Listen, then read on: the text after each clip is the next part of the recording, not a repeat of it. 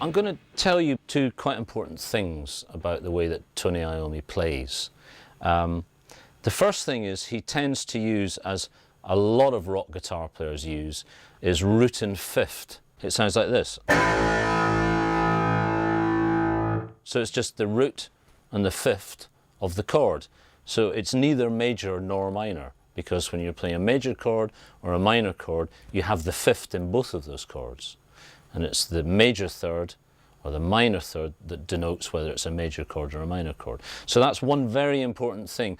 And then the other thing is that virtually all the Black Sabbath improvisations, when they're soloing, are used on what's called a pentatonic scale. So if you're in the key of C major, he'll actually be playing a C pentatonic scale, which is also called the A blues scale. So it sounds a bit like this.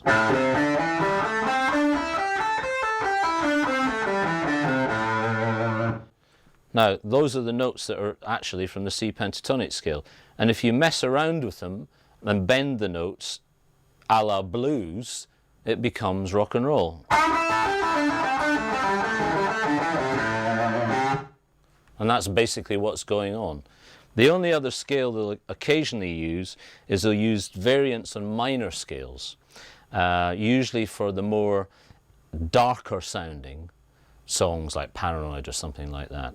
And what they'll do then is, if they'll take a minor scale, they'll sharpen the fifth or flatten the fifth depending on what the sound they want to have. So they'll have things a little bit more like this. They'll have... And that's essentially the two scales that are used in this style of music, and the variants upon it, of course. And if you're a clever player and you know where you want to go and what you want to achieve, and Tony does within the Black Sabbath sound, that's really all you need to have. And improvising around it cleverly, you can create, you know, the effect that is so desired. And he's the master within his genre of doing that thing.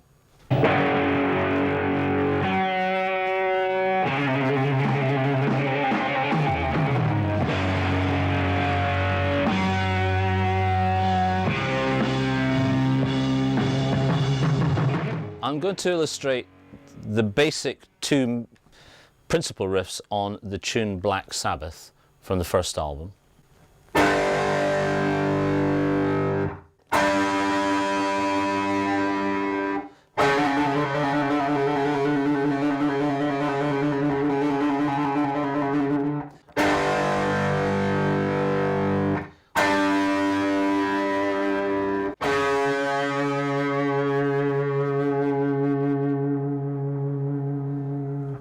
So what he's doing there is he's playing root and fifth on G, so a G5, and then he's playing it an octave above, and then he's playing a flat 5 from the scale, and he also does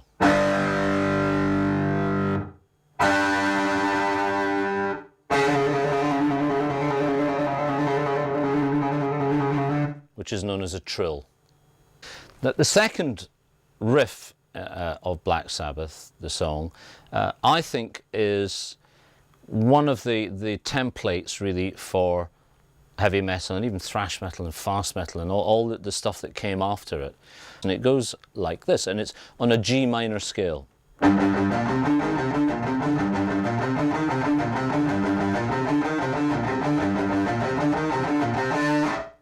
And that's basically that. It gives a lot of tension to the music. Now you'll hear lots of bands from Black Sabbath onwards using this musical phrase at different speeds, you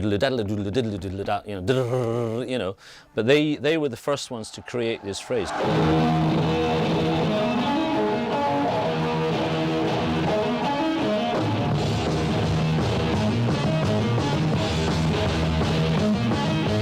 Famous guitar riff. Every guitar player should be able to play this riff and know this riff.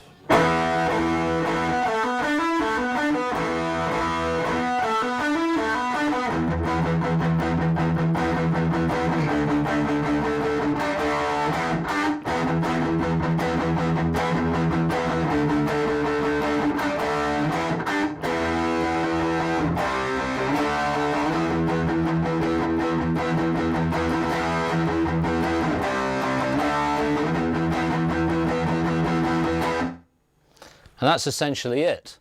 And they just keep going round and round on that riff. And if you take that riff apart, as I said, you see root fifth, root fifth, root fifth all over the riff, as you will do with most of the Black Sabbath riffs. The major difference on the beginning is he's playing an E sort of suspended seventh. You hear the other note hanging through. The rest of it is roots and fifths. From E to D to G, back to D, back to E. And then he goes from E down to C root and fifth. So C root and fifth, D root and fifth, back up to E root and fifth. Paranoid. By Black Sabbath. There's a couple of things I really like about it. One is the Dalek sound on the vocals at the beginning, which I think is fantastic. But once again, Tony Iommi does something really quite unusual. He bends a string out of tune to a certain extent and then drops it down back to the key that he's going to be playing in. So he starts bending an F note up a semitone to F sharp and then drops it, opens it down to an E.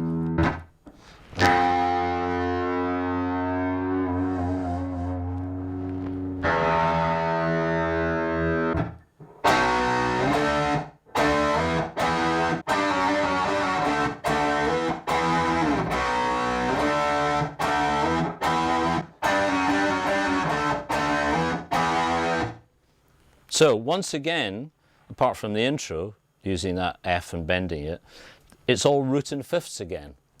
But what he's doing this time, he's playing a B, root and fifth, so B5, a D5, an E5, a G5, but he slides using a root and fifth again in between an F sharp to a G,